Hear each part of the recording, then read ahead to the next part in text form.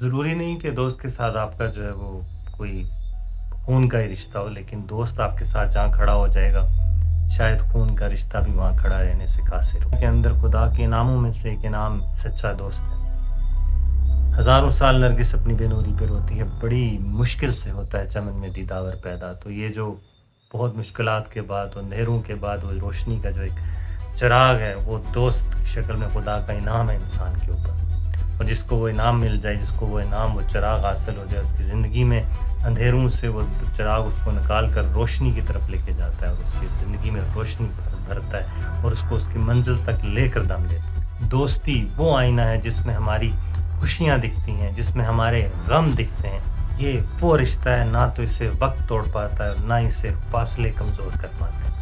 دوست وہ ہے جو ضروری نہیں کہ اس کو الفاظ کی ضرورت محسوس ہو، دوست تو آپ کی خاموشی کو سمجھتا ہے، دوست آپ کی آنکھوں سے ہم کلام ہے۔ یہ وہ چراغ ہے، وہ روشنی ہے جو اندھیروں میں آپ کی زندگیوں میں خدا فضل سے روشن کرتا ہے۔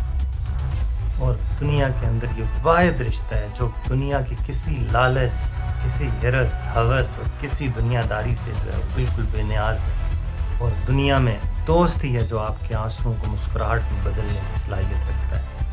آنکھوں سے آنسو بہ رہے ہوں، لیکن یہ دوست ہے جو جس کا یہ اعجاز ہے کہ اس آنسوؤں میں بھی آپ کے آنسوؤں پہ، آپ کے ہونٹوں پہ تبسم لے آئے گا۔ زندگی کا اصل سرمایہ جو ہے وہ سونا چاندی ہیرے جواہرات، ویلتھ ریچز نہیں، بلکہ دوست ہے، سچا ساتھی ہے۔ یہ دوست ہے جو انسان کو گرنے نہیں دیتا، گرتے بھی تھام لیتا ہے۔ اور دوست ہے کہ جب انسان اونچی اڑان اڑا ہو تو یہ دوست کا اعجاز ہے کہ وہ اس کو دعائیں دیتا ہے تاکہ وہ فخر محسوس کرتا ہے، گرو محسوس کرتا ہے اس کی کامیابی کے اوپر۔ دوستی ایک خاموش محبت جو کبھی بھی الفاظ کی محتاج نہیں ہے۔ اور جب دنیاوی دوستی کی بات ہوتی ہے، کیسے ممکن ہے کہ حضرت امام حسین کے دوست حبیب ابن مظاہر کا نام جو ہے وہ اس کا نام یا ان کا ذکر نہ کیا جائے، کہ جو جن کی دوستی کی کیا شان ہے، سلام اس شان پہ، سلام اس شان، اس دوستی کی شان پہ جو کربلا مدینے سے چلی آتی ہے اور دوستی کی خاطر کس بہادری کے ساتھ جان کا نذرانہ پیش کر دیتی ہے۔ یہ وہ محبت اور یہ وہ عقیدت اور یہ وہ دوستی ہے جو کہ رہتی دنیا تک کے لیے مثال بن کر قائم رہے گی۔ سلام ہو حضرت حسین پر، سلام ان کے دوست حبیب مظاہر پہ۔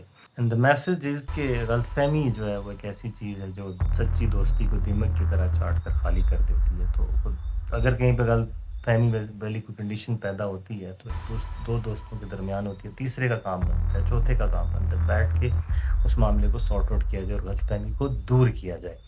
اور اللہ سے دعا کرے خدا سب کو سچے دوست نصیب کرے۔